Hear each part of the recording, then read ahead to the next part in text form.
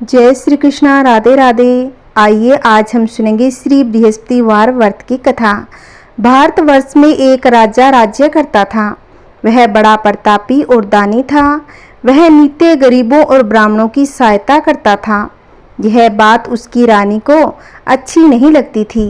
वह न ही गरीबों को दान देती, न ही भगवान का पूजन करती थी और राजा को भी दान देने से मना किया करती थी।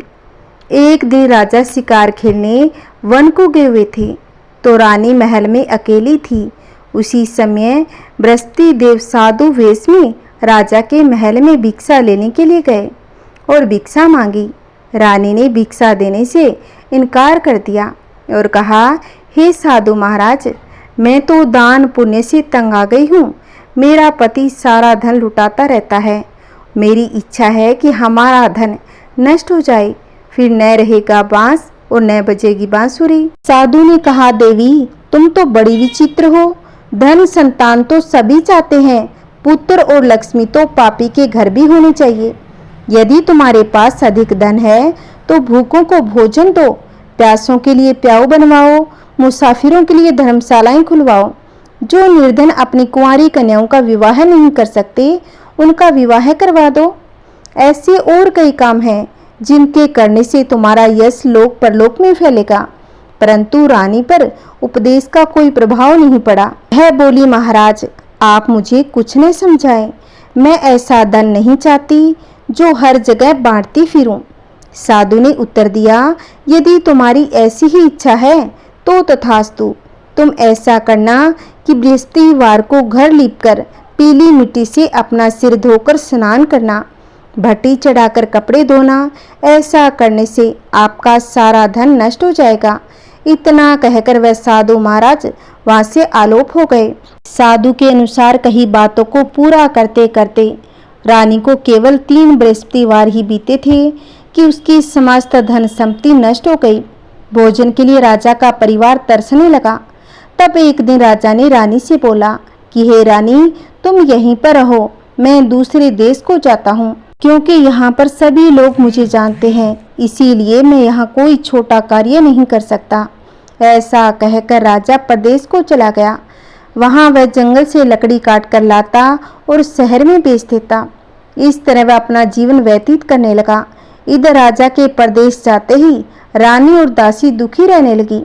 एक बार जब रानी और दासी को 7 दिन तक बिना भोजन के रहना पड़ा, तो रानी ने अपनी दासी से कहा, हे दासी, पासी की नगर में मेरी बहन रहती है, वह बड़ी धनवान है।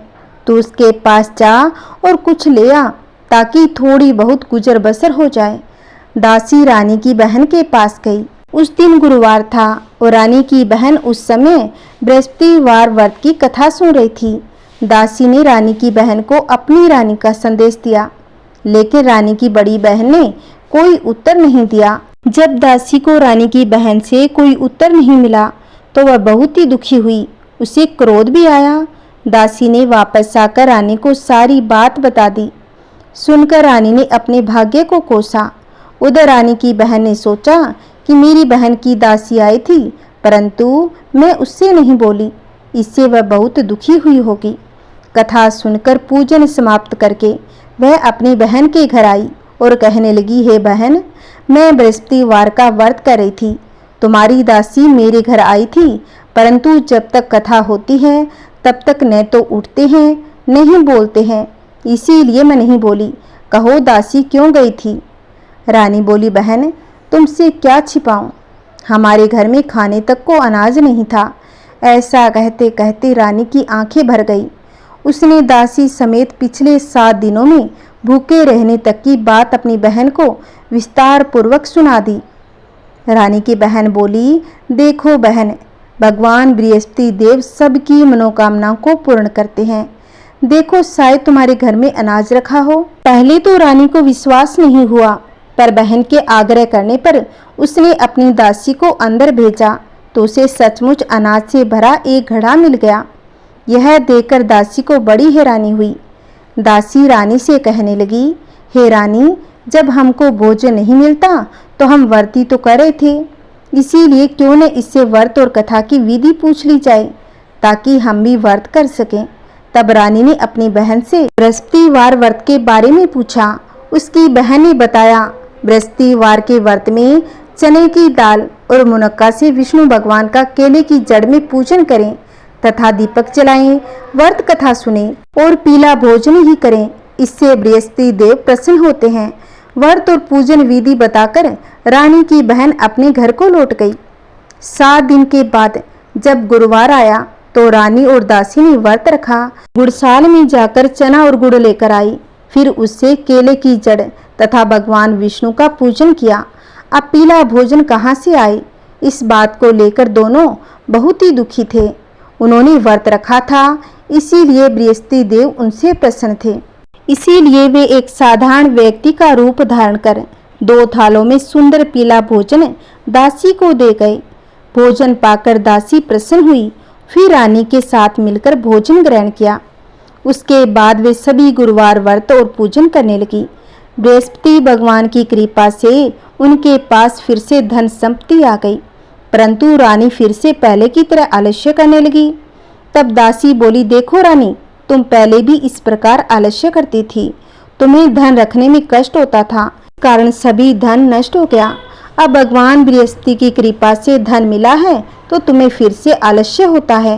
रानी को समझाते हुए दासी कहती है कि बड़ी मुसीबतों के बाद हमने ये धन पाया है, इसीलिए हमें दान पुण्य करना चाहिए, भूखे मनुष्यों को भोजन कराना चाहिए और धन को शुभ कार्य में खर्च करना चाहिए, जिससे तुम्हारे कुल का यश बढ़ेगा, स्वर्ग की प्राप्ति होगी और पितृ प्रसन्न होंगे। दासी की बात मानकर रानी अपना धन शुभ कार्य में खर्च करने लगी, जिससे पूरे नगर में उसका यश फैलने लगा। उधर राजा एक दिन दुखी होकर जंगल में एक पेड़ के नीचे आसन जमाकर बैठ गया। वह अपनी दशा को याद करके व्याकुल होने लगा। त्योहार का दिन था। एकाएक उसने देखा कि निर्जन वन में एक साधु प्रकट हुए हैं। वह साधु वेश में स्वयं बृहस्पति देवता थे।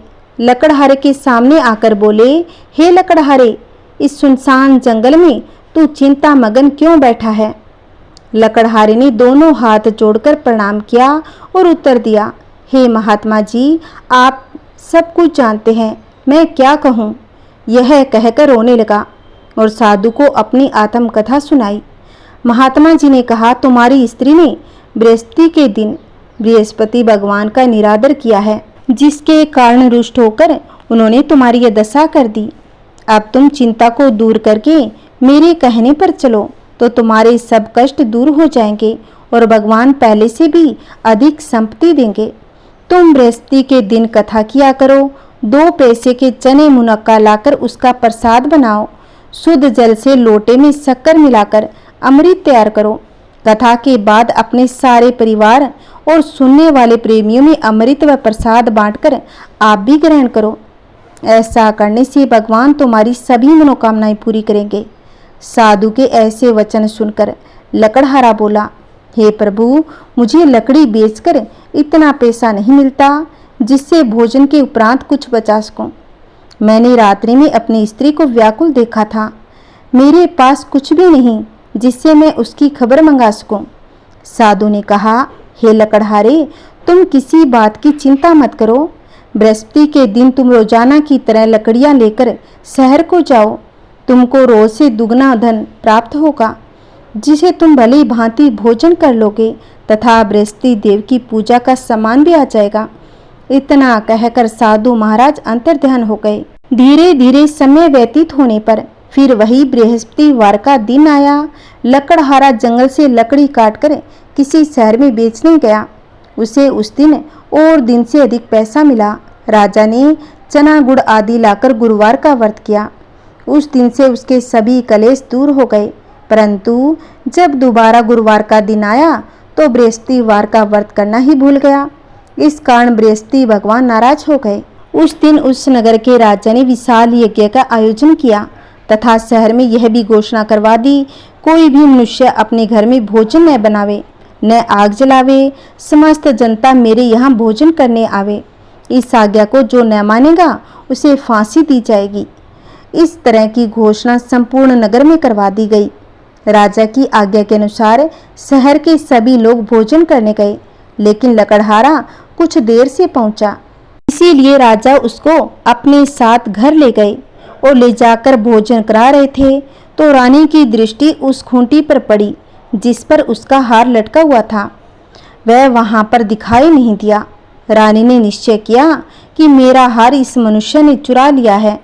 उसी समय सिपाहियों को बुलाकर उसको कारागार में डलवा दिया। जब लकड़हारा कारागार में पड़ गया और बहुत ही दुखी होकर विचार करने लगा कि न जाने कौन से पूर्व जन्म के कर्म से मुझे दुख प्राप्त हुआ है, उसी साधु को याद करने लगा जो कि जंगल में मिला था।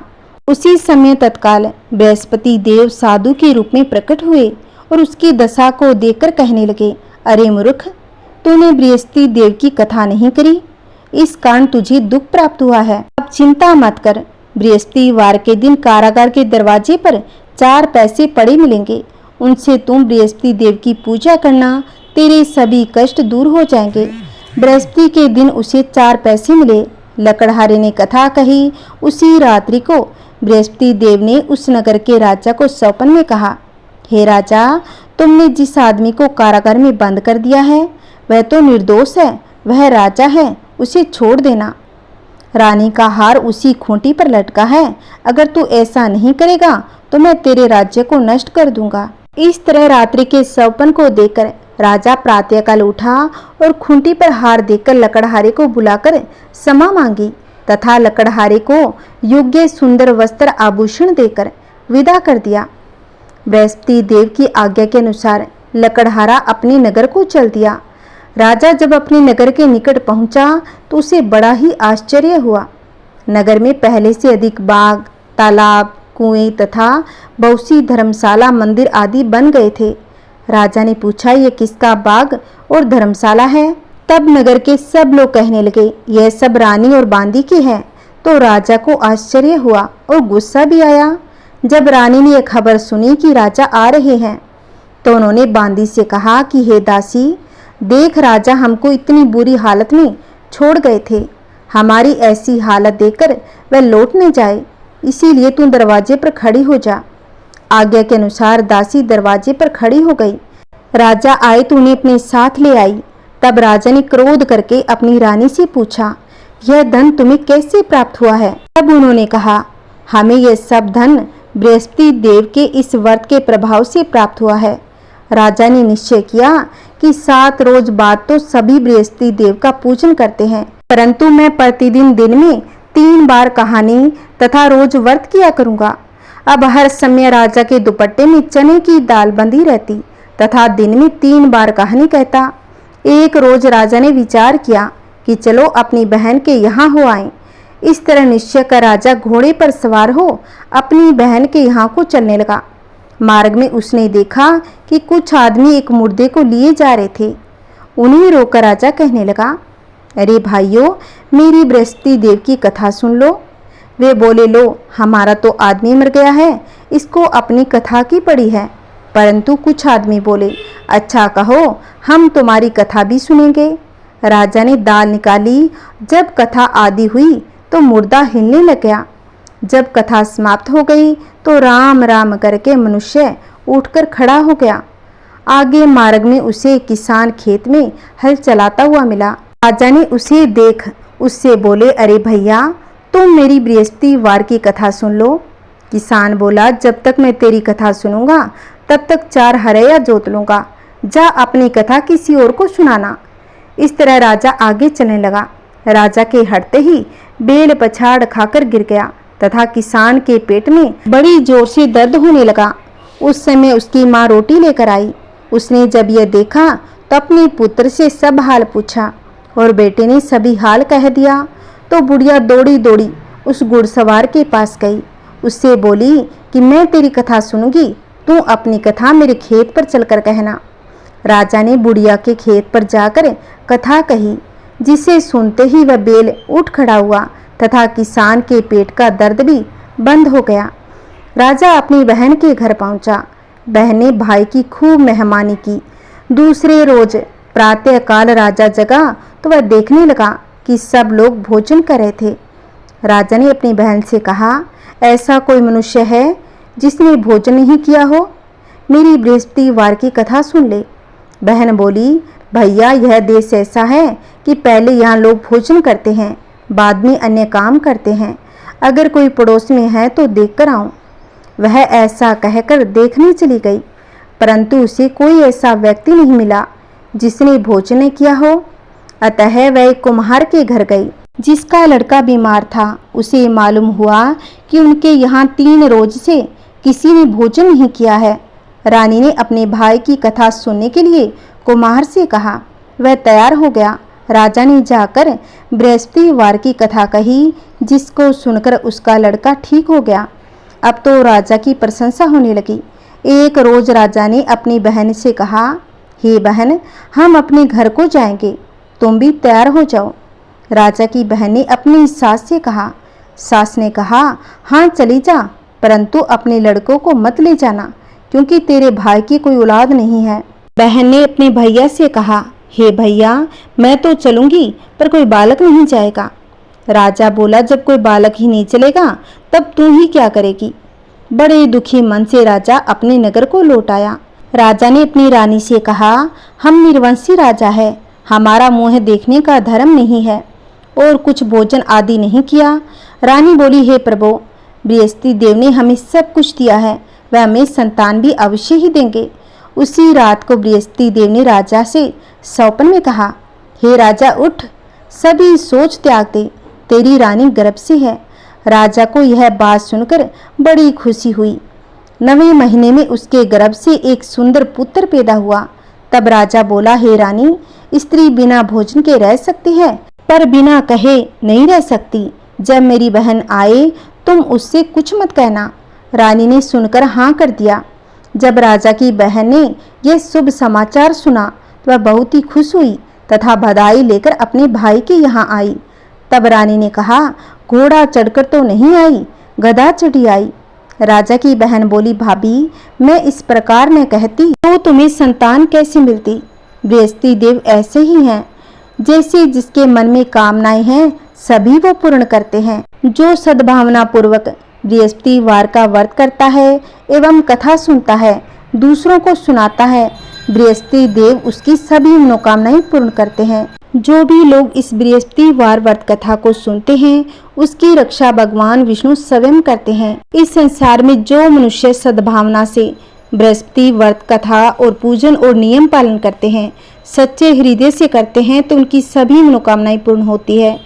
जैसी सच्ची भावना से रानी और राजा ने उनकी कथा का गुणगान किया तो उनकी सभी इच्छाएं बृहस्पति देव जी ने पूर्ण की थी। इसीलिए पूर्ण कथा सुनने के बाद प्रसाद लेकर जाना चाहिए। हृदय से उसका मनन करते हुए जयकारा बोलना चाहिए। बोलिए बृहस्पति भगवान की जय, बोलिए विष्णु भगवान की जय। अब हम सुनेंगे आरती। ओम जय बृहस्पति देवा, ओम जय बृहस्पति देवा, छिन छिन भोग लगाऊं, छिन छिन भोग लगाऊं, कदली फल मेवा। ओम जय बृहस्पति देवा, तुम पूर्ण परमात्मा, तुम अंतर्यामी, प्रभु तुम अंतर्यामी, जगत पिता जगदीश्वर, जगत पिता जगदीश्वर, तुम सबके स्वामी। ओम जय बृहस्पति देवा, चरणामृत निज निर्मल, सब पातक हरता, प्रभु सब पातक हरता, सकल मनोरथ दायक, सकल मनोरथ दायक, कृपा करो भरता। ओम जय बृहस्पति देवा, तन मन धन अर्पण करे, जो जन शरण पड़े, प्रभु जो जन शरण पड़े, प्रभु पर कट तब हो करे, प्रभु पर कट तब हो करे, आकर द्वार खड़े। ओम जय बृहस्पति देवा, दीन दयाल दयानिधि, भगतन हितकारी, प्रभु भगतन हितकारी, पाप दोष सब हरता, पाप दोष सब हरता, भव बंधन हारी। ओम जय बृहस्पति देवा, सकल मनोरथ दायक, सब संशय तारो प्रभु, सब संशय तारो। विश्व विकार मिटाओ, विश्व विकार मिटाओ, संतन सुखकारी। ओम जय बृहस्पति देवा, जो कोई आरती तेरी प्रेम सहित गावे, प्रभु प्रेम सहित गावे। ज्येष्ठानंद मंद सो सो, ज्येष्ठानंद मंद सो सो, निश्चय वह पावे। ओम जय बृहस्पति देवा, ओम जय बृहस्पति देवा, ओम जय बृहस्पति देवा। बोलिए बृहस्पति देव भगवान की जय, बोलिए समस्त देवी देवताओं की जय। जय श्री कृष्णा, राधे राधे। अगर मेरी कथा आपको अच्छी लगी है तो प्लीज़ इस कथा को और लोगों में भी शेयर करें, लाइक करें और कमेंट में विष्णु भगवान की जय अवश्य लिखना। अगर आपने अभी तक मेरे चैनल को सब्सक्राइब नहीं किया है तो प्लीज़ इस चैनल को सब्सक्राइब करें, जिससे आने वाली वीडियो की नोटिफिकेशन आपको मिलती रहेगी। जय श्री कृष्णा, राधे राधे। हर हर महादेव। ओम नमः शिवाय।